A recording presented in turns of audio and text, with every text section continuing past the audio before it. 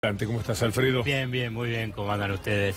Algunas claves económicas de la jornada con Julia Estrada y enseguida vamos con Alfredo Zayat. Julia. Víctor Hugo, la gran pregunta que nos venimos haciendo hace tiempo es cuánto incide el bolsillo. Nos venimos haciendo acá, históricamente los analistas políticos se preguntan y tenemos el desafío desde esta columna económica de revisar qué es lo que pasó, cuánto incide el bolsillo en las decisiones electorales. Y vamos a plantear tres análisis. El primero tiene que ver con qué pasó con el voto del cordón industrial. Básicamente vamos a hablar del norte de la provincia de Buenos Aires. Hay muchos cordones industriales en Argentina.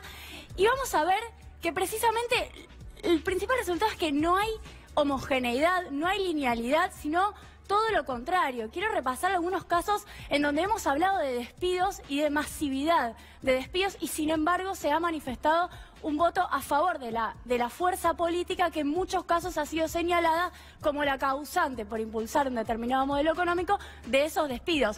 Caso de Ramallo, Siderar está allí, el grupo Techin, enorme cantidad de despidos este último tiempo. Cambiemos 35,51% contra Unidad Ciudadana 23%. San Nicolás también allí con casos de despidos. Hay una enorme cantidad de empresas, no las vamos a mencionar, pero cambiemos nuevamente 36%.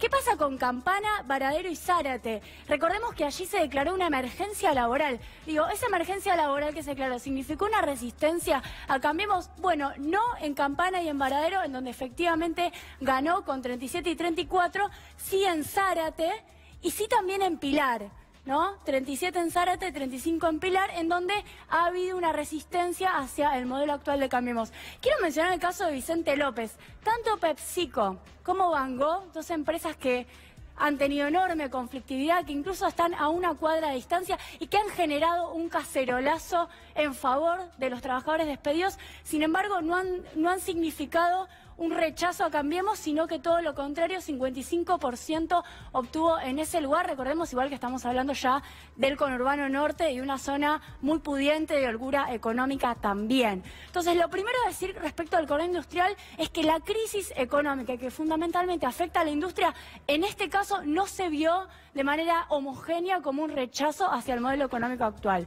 Vamos a la placa que sigue, donde vemos el voto más previsible que también se vio en 2015 con mucha contundencia, que es el voto de la pampa húmeda. Uno dice el voto del campo, no es estrictamente lo mismo, ¿no? Vamos a hablar de la soja, vamos a hablar del agro, y acá tenemos un listado enorme que me gustaría solo mencionar. Vemos que Cambiemos ganó en algunos casos llegando al 50%, en otros casos superando cómodamente el 40%. San Pedro en provincia de Buenos Aires, Pergamino en provincia de Buenos Aires, Junín, General Villegas, Chacabuco. En Córdoba, distritos muy importantes como Marcos Juárez y Unión, Río Cuarto, y en Santa Fe, mi provincia, quiero mencionar otros 3 distritos, General López, Caseros y Las Colonias. Puntos fuertes donde al agro le ha ido muy bien con este modelo económico, han sido coherentes. Vamos a la última placa, puede ser, producción.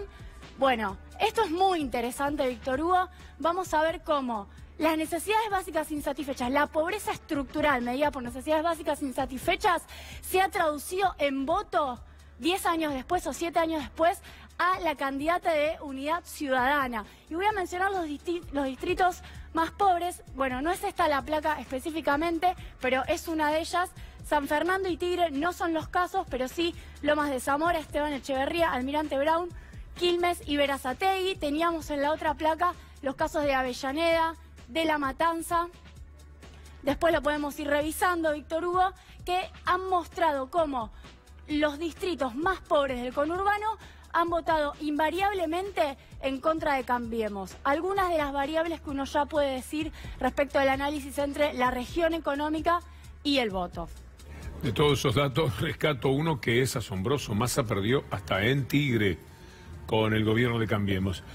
Alfredo Zayat, bienvenido como siempre. ¿Por dónde vamos hoy? Y seguimos con la relación del voto y la economía, pero ya no de los electores que somos cada uno de nosotros, de la población que cada 2 años va a las urnas para elegir sus representantes, sino lo que también es un voto económico, que es el voto del mercado.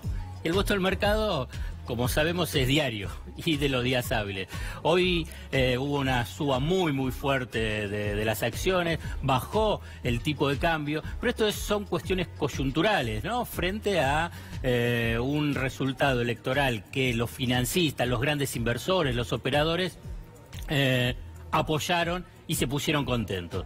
Pero aquí hay un voto estructural que yo quiero destacar, porque esto sí va a importar a toda la población, que es el voto económico del poder económico a través de, por ejemplo, las calificadoras de riesgo. Las calificadoras de riesgo, y una de ellas, Fitch, difundió hoy un informe analizando el resultado electoral. Uno, ¿qué podía pensar? Y bueno, apoyo al gobierno, que sigan por este camino.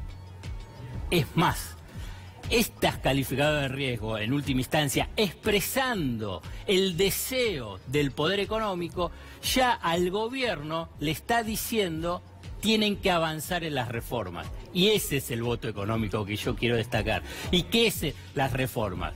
Reforma laboral, o sea, flexibilización de las relaciones laborales, o sea, pérdida de derechos laborales, reforma previsional, menores cobertura para los jubilados, reforma del mercado de capitales, o sea, mayor liberalización del sistema financiero, reforma tributaria, que es bajar impuestos a los sectores pudientes, bajar el gasto público. Bueno, nosotros Esta por eso repetimos como un lobito. La estructura principal de las exigencias del voto económico, del poder económico hoy al gobierno.